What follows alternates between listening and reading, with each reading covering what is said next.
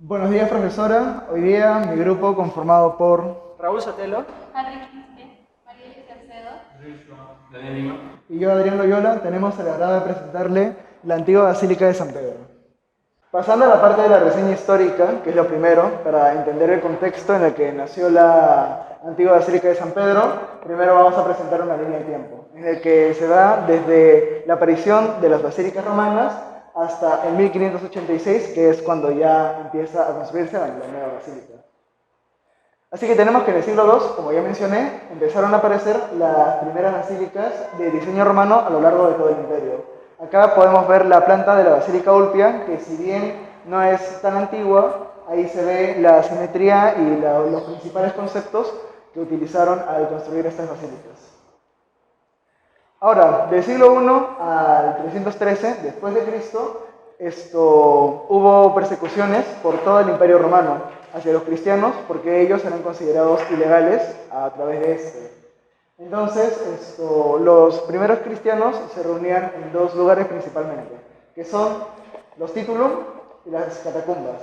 Los titulum eran casas privadas de ellos en las que se reunían, pero que siempre iban cambiando para que no se atrapen. Por otro lado, las catacumbas surgieron porque ellos no querían enterrar a sus muertos y por miedo estaban también construyendo otros recintos para hacer sus cosas, sus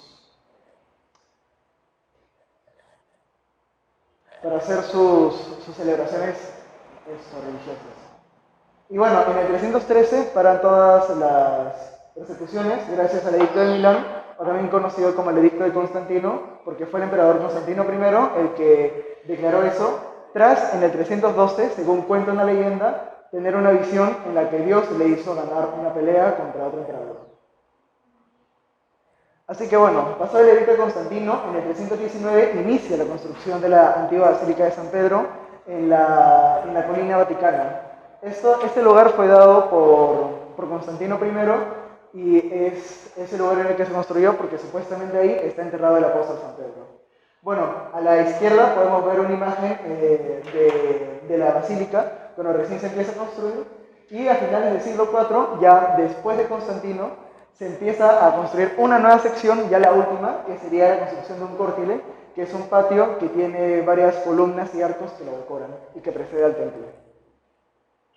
En 1309 al 1586, bueno, esto sucede varias cosas. La primera es que el papado, o sea, la sede central de la religión cristiana, ya no está en el Vaticano en Roma, sino ahora está en Aviñón, en Francia. Entonces, en 1309 se abandona y deja de mantenerse la basílica, por lo que sufre de un montón de deterioro y corrosión a lo largo del tiempo.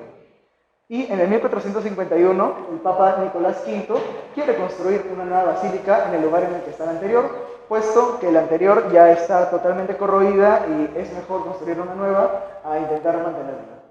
Pero no se logra hasta el 1506, cuando el Papa Julio II recién empieza la construcción. Entonces, después de 1200 años de haber existido, finalmente cae la antigua Basílica de San Pedro. Y en el 1586 se va el último vestigio de la antigua basílica, que es el obelisco del Circo de Nerón. Acá podemos ver una perspectiva de la nueva basílica, del patio de la nueva basílica. Bueno, también nos surgió una pregunta que es el por qué se usó el modelo de basílica para este templo. Entonces, para responderlo, primero hay que entender el contexto de los primeros cristianos. La religión cristiana recién se había legalizado por el emperador Constantino I, por lo que los cristianos se dieron en la necesidad de buscar varios modelos, de entre ellos griegos y romanos, para construir sus templos. Pero los primeros cristianos tenían ese concepto en mente.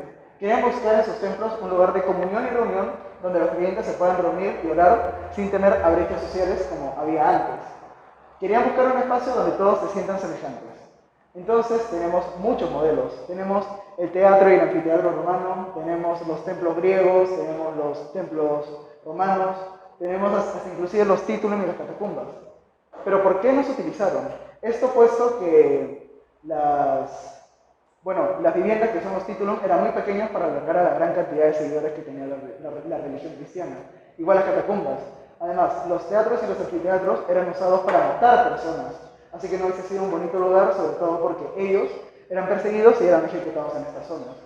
Por último, los templos no fueron tampoco bien vistos por ellos porque albergaban dioses paganos e inclusive dioses que eran opresores y malos, por lo que simplemente vieron que, como se ve acá, la basílica fue usada porque además fue un buen espacio, digo, un buen lugar que cubría grandes cantidades de espacio y fueron adaptadas para darle significado a la gran afluencia de personas que la visitaban. Ahora que ya sabemos que los primeros cristianos escogieron la Basílica Romana como referencia, vamos a ver la diferencia entre la Basílica Romana y la Basílica Paleocristiana. Primero tenemos a la Basílica Romana. Podemos decir que una de las diferencias entre esta basílica es que es simétrica respecto a dos ejes que podrían ser el X y Y. Primero porque tenemos un ábside frente a otro ábside con simetría de eje vertical y las naves laterales frente al ingreso con simetría de eje horizontal, creando así un espacio focal entre el centro que nos sirve como eje articulador de toda la planta. Y de eso nos brinda una circulación libre, ya que recordemos que para los cristianos lo más importante de estas basílicas era que le podían dar uso al espacio como cívico y como socialización. Mientras que en la Basílica Paleocristiana,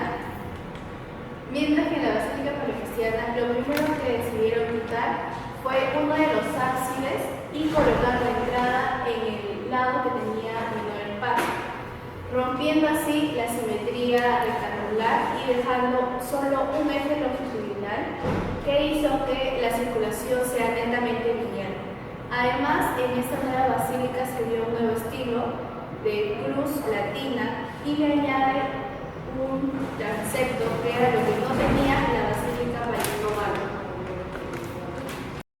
Ubicación. Cuando Constantino trasladó el Imperio Romano a Constantinopla, su intención era marcar un nuevo comienzo. Y como símbolo de esta nueva síntesis del antiguo imperio y el nuevo pacto, es decir, Roma y Jerusalén, se colocó a la nueva cultura paleocristiana en un punto medio entre Asia y Europa, donde no solo se encuentre Oriente y Occidente, sino también el Mar Negro por Europa y el Mar Mediterráneo por Asia, formando así un equilibrio entre el cielo y la tierra, que en ese entonces era la cultura cristiana. La antigua basílica se encuentra ubicada en la ciudad del Vaticano, actual Italia, al lado oeste del río Tíber, y construida en la pendiente del Monte Vaticano, que viene a ser esto, donde según el modelo de la basílica, el altar se encuentra ubicado exactamente en lo que fue la tumba del apóstol San Pedro. Accesibilidad. Por los datos analizados, hemos visto que la Basílica de San Pedro se encuentra al noroeste de la ciudad de Roma, donde también se hallan las 7 colinas, y al este del río Tíber, a unos 1,3 kilómetros aproximadamente. La organización espacial. En esta planta tenemos primero las escalinatas, el pórtico, el atrio o patio, la fuente, el nártex, la nave principal, las 4 laterales, el transepto, el ábside, la tumba de Honorio y la iglesia de San Andrés. Función de elementos y espacios arquitectónicos durante la época de Constantino.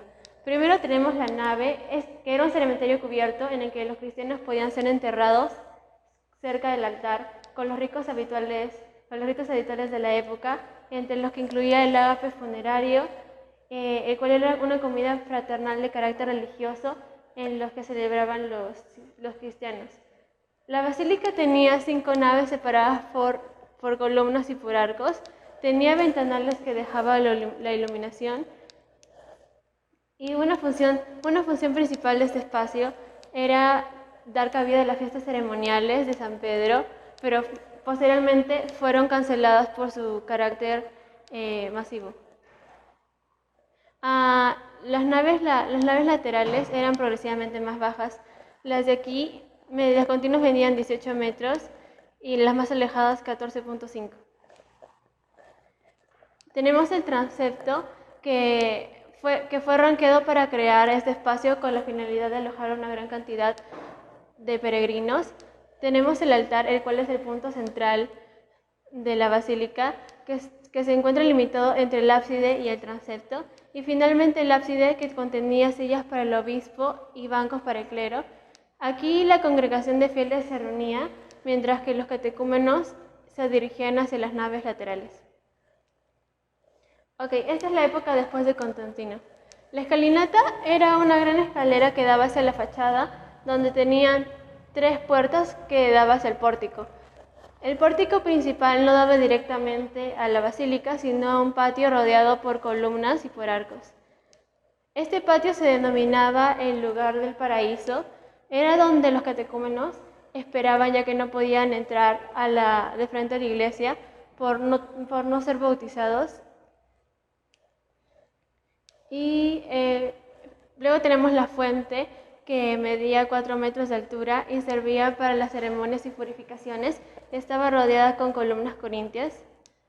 Finalmente tenemos el nártex, donde estaba cerca del patio y tenía 5 puertas y cada puerta conducía a una nave. Tumba de Honorio e iglesia de San Andrés eran los mausoleos de la antigua Basílica de San Pedro. Los cristianos buscaban lugares de enterramientos para un uso netamente exclusivo y encontraron los cementerios subterráneos, o también llamadas catacumbas. Estas no se utilizaron como refugio, sino que solo se usaban para los enterramientos y celebraciones conmemorativas. Eran espacios semi-privados en donde podía entrar el clero, el obispo y los familiares y amigos de los enterrados. Una de las partes de los mausoleos era el tambor, que era una cúpula que se apoyaba sobre una base circular y que contenía un deambulatorio como el de acá, que es el de Santa Constanza. Circulación. Como ya lo mencionamos, la circulación viene a ser netamente lineal y comienza por el ingreso, el pórtico, el patio, donde también se puede ver la fuente, y luego pasa el nártex. Con esta parte terminamos la zona pública y la parte de las naves, que es la nave central, las laterales, el transepto, los mausoleos de San Andrés y tumba de Honorio son las partes semipúblicas, y el ábside, donde se encuentra la tumba de San Pedro, es la parte privada. Venustas. La vasta Basílica de San Pedro repite el esquema básico, pero un alto crucero brinda espacio adicional para las funciones funerarias. El gran edificio fue precedido por un atrio provisto de una fuente central para la purificación. Si bien en la basílica cristiana primitiva el ábside y el baldaquino forman un centro simbólico y estructural, la planta conserva la tipología de un recorrido longitudinal. El interior de la gran iglesia paleocristiana está concebido como un espacio que debía hacer olvidar al visitante de las propiedades exclusivamente materiales. La forma plástica, el peso, las dimensiones, las proporciones, la textura material y las sombras que definen las formas.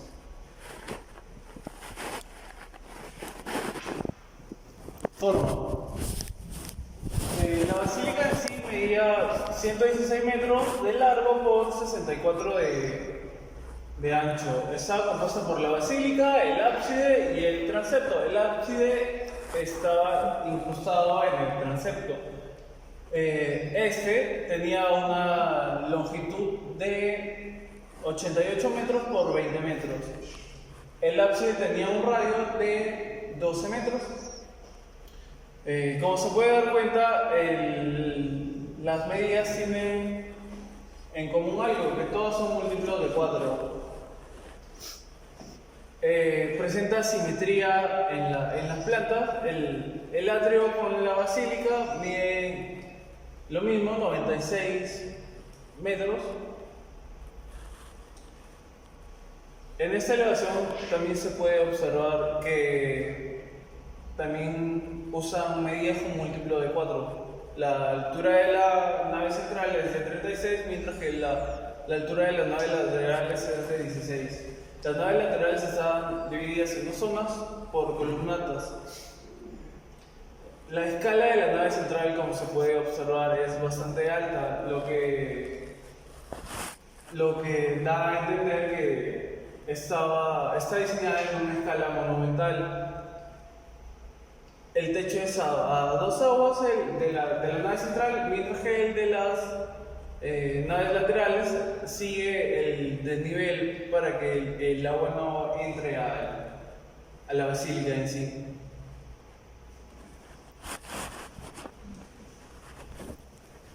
Como podemos ver, el patio conducía hacia la espectacular fachada de la basílica.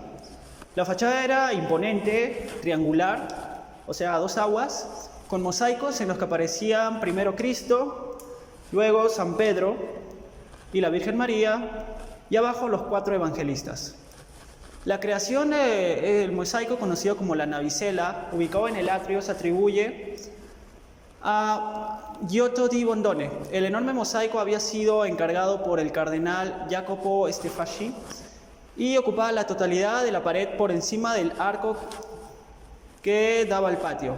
La obra mostraba a San Pedro caminando sobre las aguas, aunque aún se conserva parte de la obra. Todas las líneas confluían hacia la tumba de San Pedro.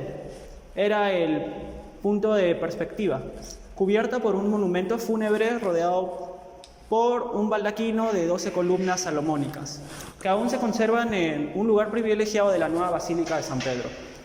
Además, en el ábside había un mosaico de Cristo con San Pedro y San Pablo. En la donación de Constantino del taller de Rafael, muestra cómo era el interior de la antigua Basílica de San Pedro. En el fondo del retrato se puede observar la disposición original del altar, con 4 columnas salomónicas frente a este.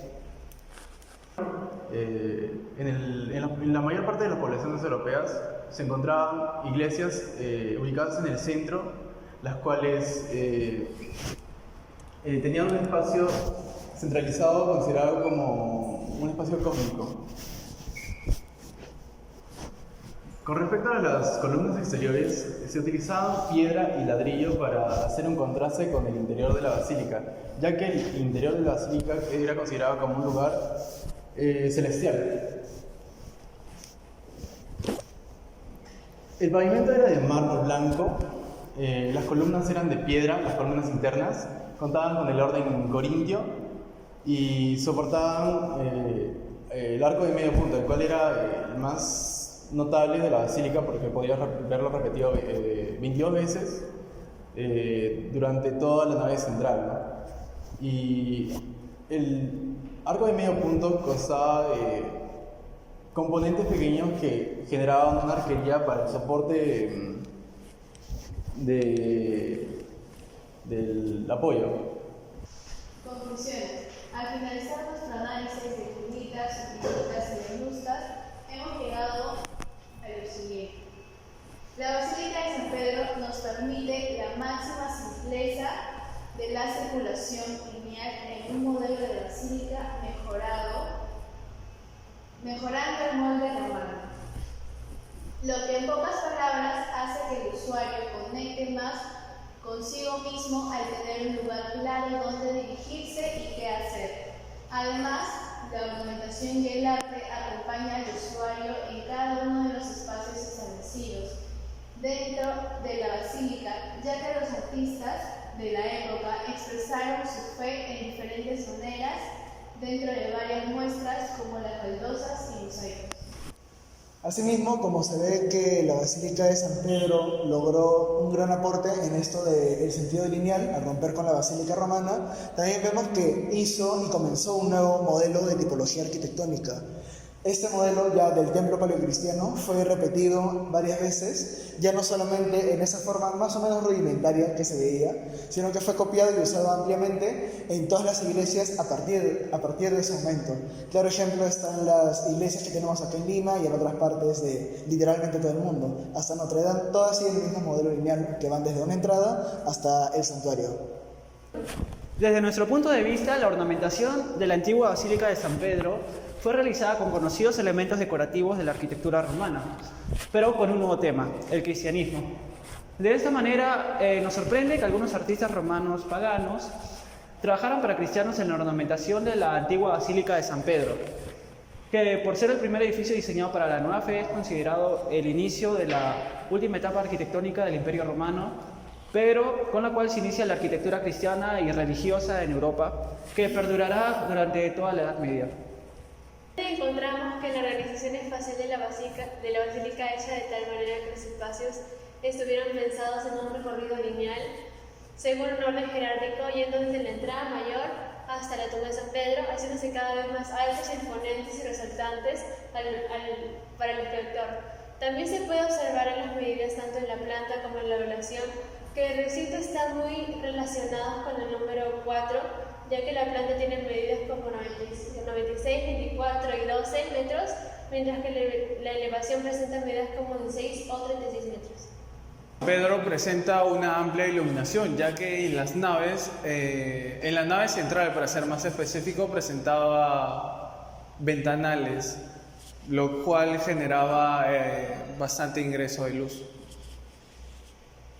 Y por cierto también ventilación. Ya. Al principio, la ornamentación paleocristiana no era más que símbolos y letras que representaban su fe. Pero la libertad religiosa comienza con la fusión de la antigua representación de los dioses romanos y los principales personajes cristianos. También se quiere seguir la basílica civil para pasar a ser un lugar de reunión religioso de los cristianos, con lo cual se inicia la adopción de algunos elementos arquitectónicos para nada cristianos e incluso paganos a la nueva religión.